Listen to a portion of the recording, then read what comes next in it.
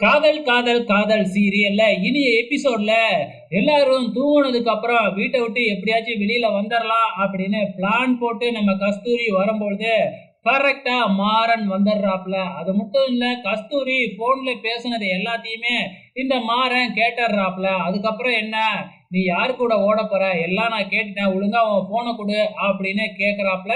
ஆனாலும் பாத்தீங்கன்னா கஸ்தூரி அங்கிருந்து எஸ்கேப் ஆயிடலாம் அப்படின்னு பாக்குறப்ப கஸ்தூரிய பிடிச்சிடுறாப்ல. புடிச்சு வாயை பொத்திக்கிறாப்புல. ஆனா கஸ்தூரி அங்க டேபிள்ல இருக்கிற ஒரு இதை தூக்கி மாறனோட தலையிலேயே படார்னு ஒரு போடு போட, அதுக்கப்புறம் மாறன் அங்கேயே சுருண்டு விழுந்துடுறாப்புல. இதுக்கப்புறம் என்ன நடக்குது, வெளியில வந்துடுறாங்க யாருக்கும் தெரியாம.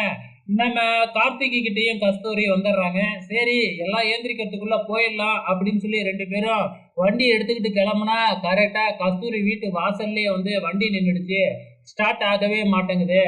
என்ன செய்யறது, நம்ம கார்த்திக்கும் அதை சரி பண்ண முடியல. அந்த நேரம் பார்த்து கஸ்தூரியோட சித்தப்பா அங்க எழுந்திரிச்சு வராப்புல.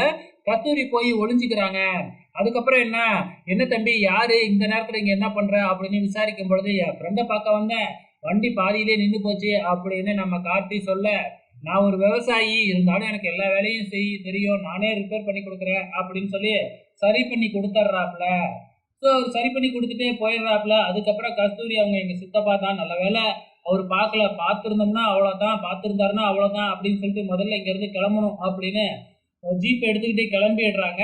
ஸோ இவங்க எங்க கிளம்புறாங்க அப்படின்னா, கஸ்தூரி ஒரு பொய் சொல்லி வச்சிருக்கல, நான் வேற ஒருத்தனை காதலிக்கிறேன் அப்படின்னு சொல்லிட்டு, ஸோ அவனோட கல்யாணம் பண்ணி வச்சிடறேன் அப்படின்னு கார்த்தி சொல்லியிருக்கிறாப்லையாட்டுக்கு. அதனால மலைக்கோயிலுக்கு அங்க எங்கேயோ ஒரு மலைக்கோயில் இருக்காட்டுக்கு, அந்த மலைக்கோயிலுக்கு தான் அந்த நைட் டைம்ல கஸ்தூரிய அழைச்சிக்கிட்டு நம்ம கார்த்திக் போறாப்ல. கொஞ்ச நேரத்துல அந்த கோயிலுக்கும் போயிடுறாங்க.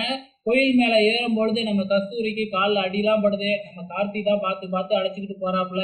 அதுக்கப்புறம் என்ன, அங்க போயிட்டு போன் பண்ண சொல்றாப்புல. போன் பண்ணா போன் சுவிட்ச் ஆஃப்னு வருது அப்படின்னு கஸ்தூரி மறுபடியும் ஒரு பொய்ய சொல்றாங்க. எந்த நம்பரை கொடுத்தாங்க அப்படின்னு தெரியல. நம்ம கார்த்தியும் வாங்கி போன் பண்ணாலும் சுவிட்ச் ஆஃப்னு தான் வருது. இப்ப இங்க வந்துட்டோமே, எங்க அவனை காணுமே, அவங்ககிட்ட சொல்லிட்டியா ஏற்கனவே அப்படிலாம் சொல்லி பாக்குறாங்க. கஸ்தூரி அது வரைக்கும் போய் சொல்லிக்கிட்டே தான் இருக்கிறாங்க.